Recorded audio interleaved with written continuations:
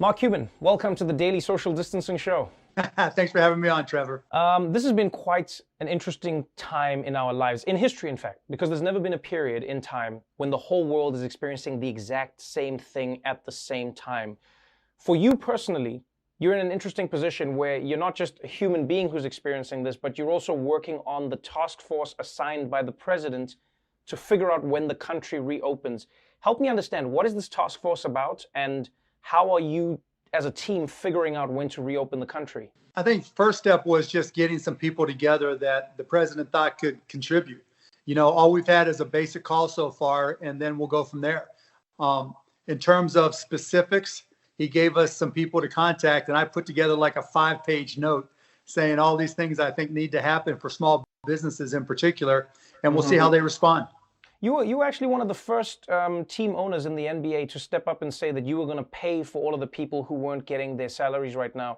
Yeah. A lot of people forget how many people earn money from a game taking place. People selling hot dogs, people cleaning the stadium, people providing security, transport to the games. Yep. When looking at that, what are you hoping you can do in the wake of coronavirus? Because, I mean, at some point we assume sports will come back, but it may not kick off the way we think it will, right? Yeah, I mean, the goal hopefully is just, again, once the science is in place, be able to play wherever we can play, because people need sports. We want something to cheer for. We want something to get excited about.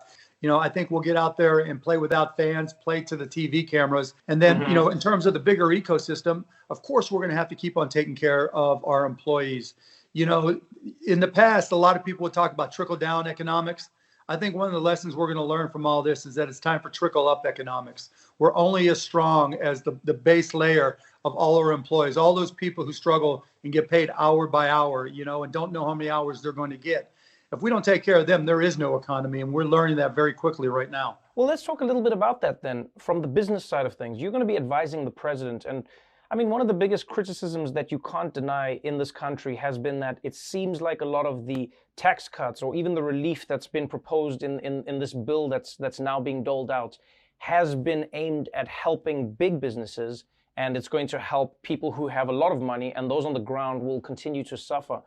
What would you propose to the president, or what do you think needs to be done from the government side to help small businesses and to help people who don't have large incomes? Well, I agree with you. I mean, look, when you look at all the interest rates that have been cut and all the federal stimulus, that's effectively UBI for rich people. The government is coming in and buying a lot of expensive assets that everyday people don't have access to. They're not getting support from.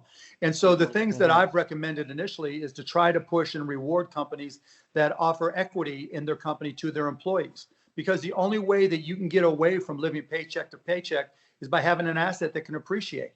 Whether it's a home, whether it's stock in your company, whatever it may be. Second thing is we're going to have to raise the minimum wage federally, because right now we're coming to the realization, again, that we've got to have a strong foundation of people, and a strong federal minimum wage is one of the first ways that we can do that. Let me ask you this. If you were giving advice to a small business right now, there's many small businesses who have had to furlough workers. There's many small businesses who have just had to fire workers. What would you suggest to people who don't want to fire anybody, but also don't want to lose everything in trying to sustain their employees? Is there a balance? Is there something you think they can do? Yeah, there's things that you can try. First, you have to apply for all the loans from the small business. I mean, the Paycheck Protection Program, they're probably going to refund that. So you want to be in line when there's new money that comes in there. There's the emergency loans from the SBA. Those are the basics things that you have to understand as an entrepreneur. When we get through this, let's call it America 2.0, the reset, right?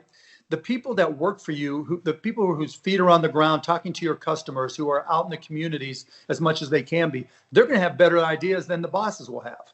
They're going to be able to come up with ways to sustain your business. And so I'm telling all my little companies, talk to your employees, let them talk to your customers, because that's where the best sustainable ideas are going to come from. I feel like one side of you that not a lot of people think about often is the fact that you're a dad. And now you are a father who is at home with his family. What has been the best and worst parts of being stuck inside with everyone that you don't always spend all this time with? So the best part is, the forced family fun when it works, right? A good movie night where we pick a movie that we all watch, having dinner and sitting down and talking. The worst is just getting them out of bed, right? Just get into to connect because they don't want to leave. But wait, it just so happens, and this is just by chance. You see this thing here? That's a bubble soccer ball, right? And so I'm trying to figure out how to get this thing blown up because it's enforced social distancing, right? Because you have these big bubble soccer balls and they can just bang into each other, blow off a lot of steam. We may be the first professional sport on television if we do it right. That's hilarious. Mark, thank you so much for your time. I really appreciate it. Stay Thanks, safe Trevor. out there, and I hope you're right about America having a 2.0 after this. I hope so too. Thanks, Trevor. Take care and stay safe. Will do. Good luck out there. Thank you.